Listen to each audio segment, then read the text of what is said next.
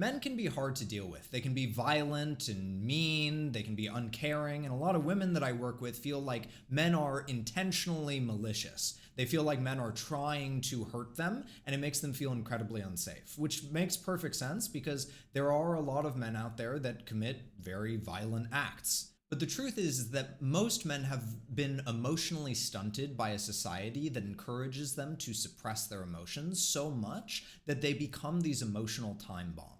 And if we want to improve our relationships with men, then we have to understand the roots of the problem. Now, let me be very clear about my intentions with this video.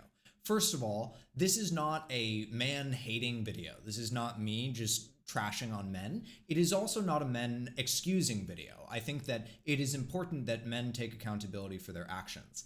And I also think that if we are to heal as a society, it is very important to understand where the roots of the problem are coming from. My name is Sean. I'm a mental health coach. I see 40 plus clients a week, and the work that I do is all about empowering women, helping them step into their power. So let's talk about those roots that I was referencing a second ago. So the first one is that gender roles shifted right around World War II. And they've continued to shift since, but this was a really major shift because before World War II, there were very clearly defined gender roles where women stayed at home and took care of the home, and men went to work and provided the money.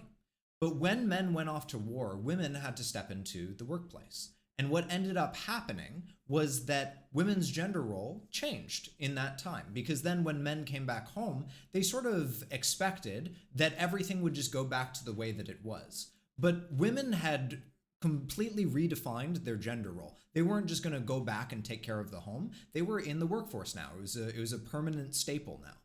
And so in that moment, men really lost the sense of what their gender identity was. Because all of a sudden now, men couldn't just work and then come home and relax. All of a sudden now, when men came home, women had done the same day of work that they had.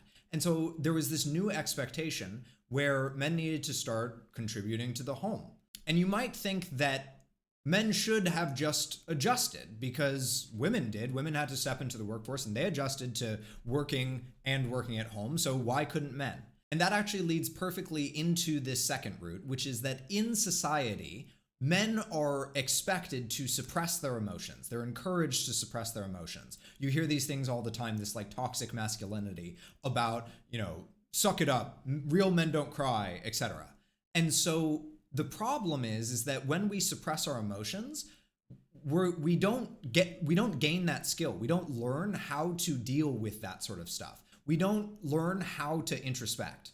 And so what ends up happening is that change becomes very, very hard. Within masculinity is sort of inherently rigid. And there's nothing inherently wrong with rigidity. Rigidity can be a very useful feature. It is just when it lacks balance that it becomes a problem. Because what happens is when emotions are suppressed, they sort of stay young.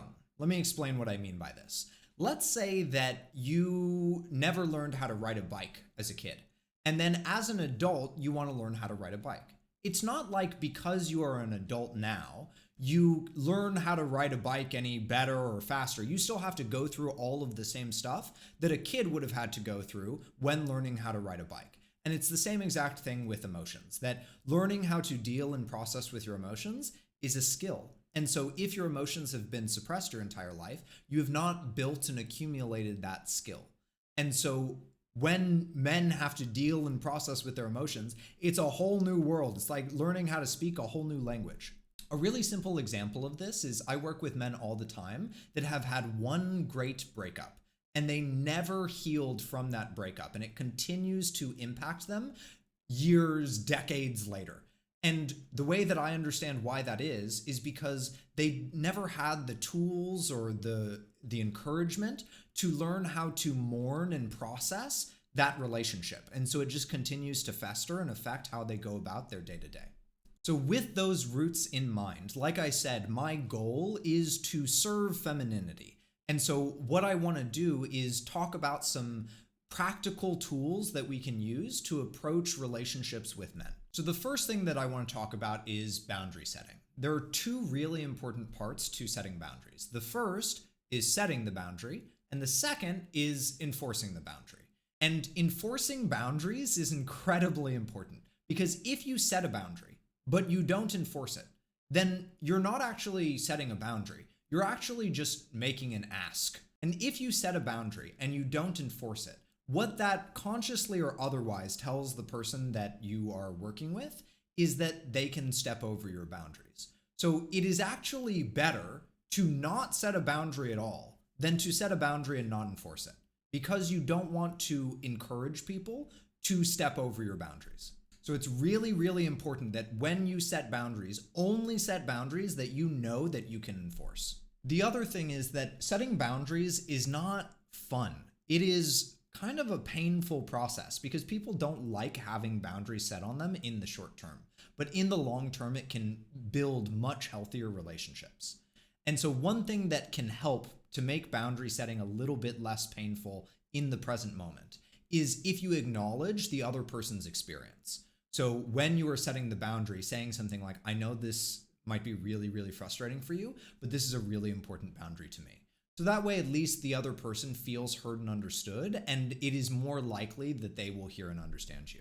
The other thing that it does is that for men that are not in touch with their emotions, it helps them to see it clearer. Because when you say, I understand that this might be really frustrating for you, it can activate something in them where they are able to see, oh yeah, this is really frustrating for me. And so it helps them to get that practice. And then the second thing that I think can be really helpful in these sorts of dynamics is that you can support and celebrate vulnerability. That if your man shares something vulnerable or emotional with you, you can let him know that you really appreciate it, that you're really proud of him, all these sorts of things. And you can also encourage him to share that sort of thing with other men in his life or other people in his life. So that way you are not his only support system, because it's called a support system, not a support person.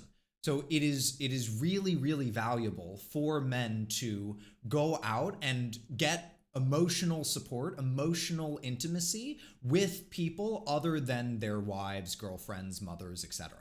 And if you are a man watching this, it is one of the most valuable practices that you can do, is to start opening up, start building emotional intimacy with your friends, with men in your life. You can start small by saying things like, hey, I really appreciate you. I really value you as a friend. And it may come off really sort of weird and cringe and uncomfortable at first, but it will also help to deepen your relationship.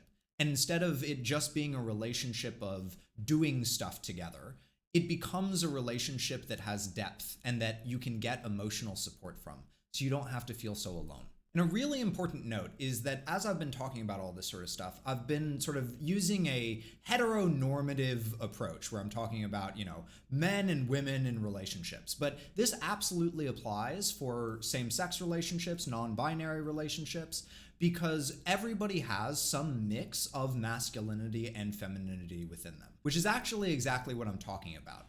That it is not about men bad, women good, or anything like that. It is about finding a good mix of masculinity and femininity within each person. And finally, if you want to work on feeling more empowered as a woman, stepping into your power as a woman, this playlist is an entire free guide that I made all about empowering women.